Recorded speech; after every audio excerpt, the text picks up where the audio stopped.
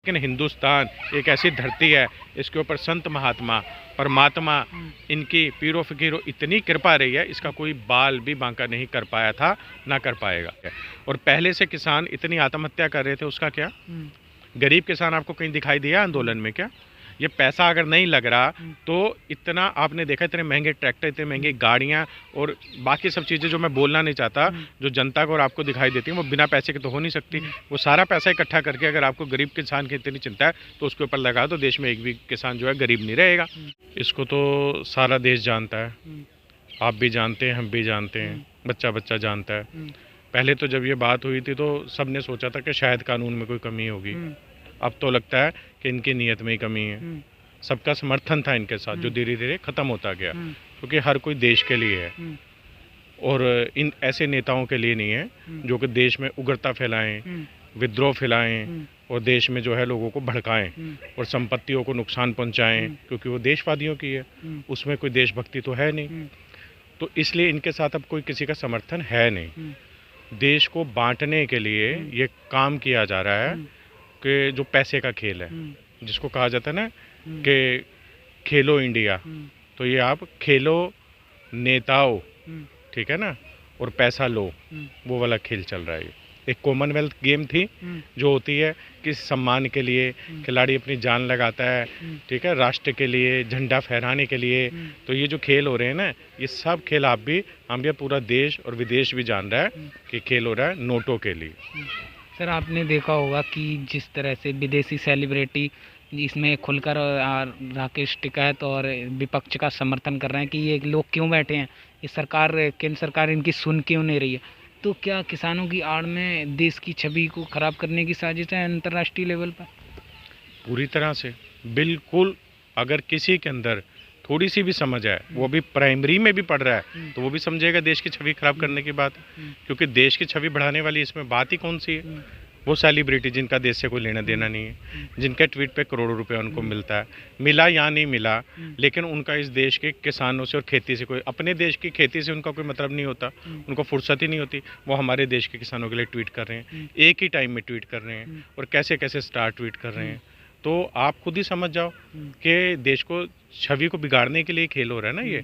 इतने आप सर्वे करो, देश के अंदर जो किसान है, जो छोटे किसान है, उनसे पूछो, पूरी टीम लगाओ, एनालाइज करो, पता लग जाएगा वो किसान खुश हैं।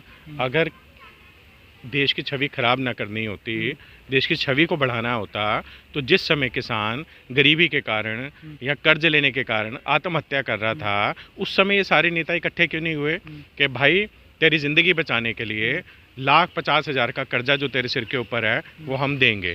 चलो एक आदमी नहीं दे सकता था, जितनी भीड़ इकट्ठी की है वो सब लोग 100-100 रुपया भी देते तो उस किसान का कर्जा उतर जाता। उस किसान का क्या, जितनों ने आज तक आत्महत्या की होगी सबका कर्जा उतर जाता। आज यहाँ पर इतनी बड़ी तादाद में लोग आ जाते हैं, किस कारण से?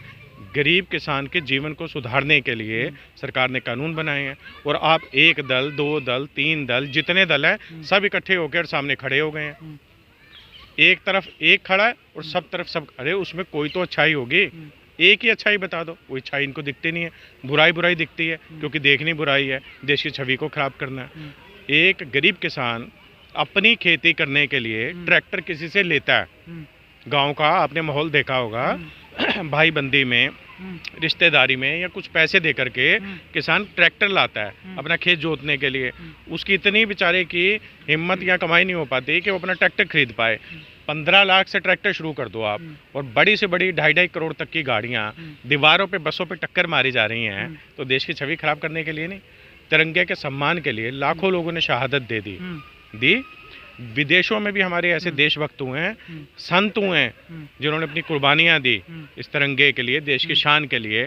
आप गणतंत्र दिवस के दिन के अंदर वो परेड जबरदस्ती निकाल रहे हैं, और अगर आपको निकालनी भी थी तो छवि खराब करके निकालनी थी।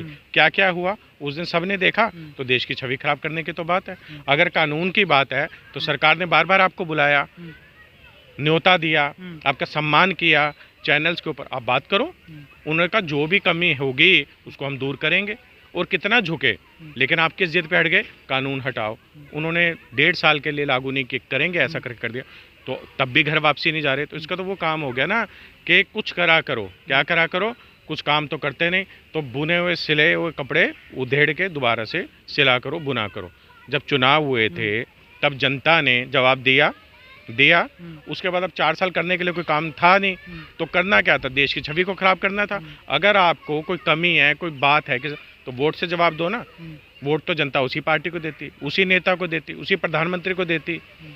वो राष्ट्रभक्त भी हैं, संत भी हैं, देश के लिए अपना तन मन धन भी कुर्बान कर रहे हैं, लोगों की गालियां भी सुनते हैं कितनी बार। आम आदमी को कोई चलते फिरते गाली दे देना तो वो मन में दुश्मनी रख लेता है कि मैं तुझे बताऊं। तो कार्रवाई तो बहुत सख्त होनी चाहिए। हमेशा मैंने ज़्यादातर लोगों से सुना है कि पुलिस के बारे में बहुत तरह की बातें बताना, पुलिस की कमियां बताना, लेकिन इस समय पूरे देश को एक सम्मान के साथ पुलिस वालों को सैल्यूट करना चाहिए। जैसे हम रैली निकालते हैं ना कि कोई काम अच्छा हो जाता है, झंडे लेके और लोगों की कैंडल्स लेके, हमें पुलिस वालों के लिए पूरे भारत में रैली निकालनी चाहिए, उनको सैल्यूट देने के लिए, उनका सत्कार नमस्कार करने के लिए। कितनी सहनशीलता उन्होंने दिखाई। आप कई लोगों को बात करते सुनोगे कि अगर पुलिस की जगह हम होते तो इतना नहीं सह पाते थे। कितनी बर्बरता के, कितनी बुरी तरह से मारपीट के उनके वीडियो। क्या वो किसी के बेटे नहीं, किसी के पति नहीं, किसी के पिता पुत्र भाई नहीं? उनको दर्द नहीं हुआ होगा परिवार वालों को? अगर ये पूछना है ना कि उनको किस तरह की सजा दी जाए जिन लोगों ने किया, तो पुलिस वालों के परिवार वालों से पूछो, उनके बच्चों से पूछो, उनके माता पिता से पूछो, वो बताएंगे इनकी ऐसी सजा होनी चाहिए कि ज़िंदगी में कोई भी किसी निर्दोष व्यक्ति के ऊपर इस तरह का जो जुल्म ना करे। ये जुल्म हुआ उनके ऊपर। सर मेरा लास्ट और आखिरी सवाल ये है कि जिस तरह से आपने देखा होगा कि पुलिस के साथ कितनी मारपीट हुई, और आज प्रियंका वाड्रा रामपुर, उत्तर प्रदेश के रामपुर जाती हैं, जो ट्रैक्टर पलट जाने से उसकी मौत हो गई थी, जो दंगई था उसकी मौत हो गई थी, उसके परिवार वाले से मिलने गई हैं और उनके परिवार वालों के साथ उसका दर्द बांटने गई हैं। तो इन नेताओं को, जो पुलिस वाले हैं और परिवार वालों का, उनका दर्द क्यों नहीं दिखता है? क्या वो पुलिस वाले किसी बहन के भाई नहीं थे? क्या वो किसान का बेटा नहीं था? क्यों इनको आंसू और उनका दर्द क्यों नहीं दिखता? देखो, इस बात का जवाब मैंने आपको इसी में दिया कि 3 लोगों की ट्रैक्टर से मौत हुई। मौत चाहे दुश्मन की हो, चाहे किसी सज्जन की हो, वो तो दर्दनाक होती है। चलो आप चले गए 200 गाड़ियों का काफिला लेकर राजनीति चमकाने के लिए, लेकिन यहाँ दिल्ली में जहाँ पर रह रहे हैं, वहाँ पर जिन लोगों के, पुलिस वालों को इतनी गंभीर चोटें लगी हैं, उनका भी हालचाल एक बार पूछाते, दोनों को बराबर ही मान लेते। तो वहाँ जाने से तो सिक्का चमकता है, यहाँ जाने से तो कोई चमक है नहीं। तो ये राजनीति की बात है। दर्द तो इनको ज़्यादा हुआ, मारा पीटा, लेटा के अपने लाल किले की दीवार से फेंकते हुए देखा। वो दीवार हमें टीवी में देखने छोटी लग रही होगी, लेकिन कितनी ऊंची दीवार थी। एक के ऊपर एक फेंके, उठा के फेंके। तो चोटें तो उन्हें भी गंभीर लगी हैं, और दर्द तो दर्द है। हम ये नहीं कहते कि उनका हाल चाल नहीं पूछना चाहिए, जिनके घर के 3 लोग मारे गए उनसे भी हमदर्दी है, लेकिन इनको जिनको इतनी गंभीर चोटें लगी, इनका भी जरा हाल चाल पूछ लेते तो उन्हें भी थोड़ा सुकून मिलता। और देश में शांति पैदा करनी चाहिए, अशांति नहीं। लड़ाई और अराजकता और मारपीट और देशद्रोह, देश में आग लगाना, भड़काना, विदेशी ताकतों का सहारा लेना, ये तो हमेशा ही गलत रहा है। लेकिन हिंदुस्तान एक ऐसी धरती है, इसके ऊपर संत महात्मा, परमात्मा, इनकी पीरो फकीरों इतनी कृपा रही है, इसका कोई बाल भी बांका नहीं कर पाया था, ना कर पाएगा, क्योंकि ये शक्ति से चलने वाला देश है। इसलिए इसमें हमेशा मजबूती। आज नहीं तो कल सब समझ जाएंगे। जो लोग उनके पीछे लगे हुए हैं किसी भी लालच के कारण के कारण, हम कहते हैं परमात्मा उन्हें भी सद्बुद्धि दे, किस कारण से वो भी समझ जाएं। और अगर बिल के ऊपर की बात है ना, तो पार्लियामेंट चल रहा है, बात कर लो ना। वहाँ जहाँ बात करने का आपकी जगह है, वहाँ बात करो। एक पेज के ऊपर, एक लाइन के ऊपर बात करो। आपको जवाब ना मिले तो हम भी आपके साथ हैं। जब सरकार आपको इतना न्योता दे रही है, आपका कहना मान रही है, एक बात आपकी मानने को तैयार है, अगर गलत बात है कोई है तो, और उसके ऊपर आपसे बहस करने को तैयार है, आपको समाधान देने को तैयार है, तो फिर तो कोई बात नहीं है कि आप धरने पे बैठे रहो। का तो कहना है कि ये काला कानून ही रद्द होना चाहिए। ये जो कृषि कानून है, ये किसान विरोधी है, और मोदी सरकार जब से आई है, किसानों की आत्महत्या जो हुई है वो लगातार बढ़ती है, और मोदी सरकार किसान विरोधी है, किसानों का भला नहीं किया अभी तक, जो जैसे 6 साल के अंदर। देखो, तो कुछ लोग कह रहे हैं ना, कुछ लोग कह रहे हैं सरकार ने तो किसानों का बहुत फ़ायदा किया। सरकार ने पहली बार किसानों को जो राशि देनी शुरू की, उससे पहले तो किसी ने की नहीं। और हमारे देश के किसान विदेशों में जा कर के, यहाँ के लोग बाहर जा कर के, ज़्यादातर आप देखेंगे जो नौकरी करते हैं वो आपको बाहर खेतों में मजदूरी करते दिखेंगे। विदेशों में, कनाडा में या कहीं आपने देखा होगा, आप उससे पूछो क्या काम करते हो तो कोई वहाँ फल तोड़ता है, कोई खेत में काम करता है।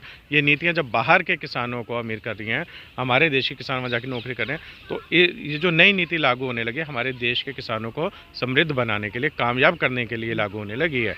और पहले से किसान इतनी आत्महत्या कर रहे थे, उसका क्या?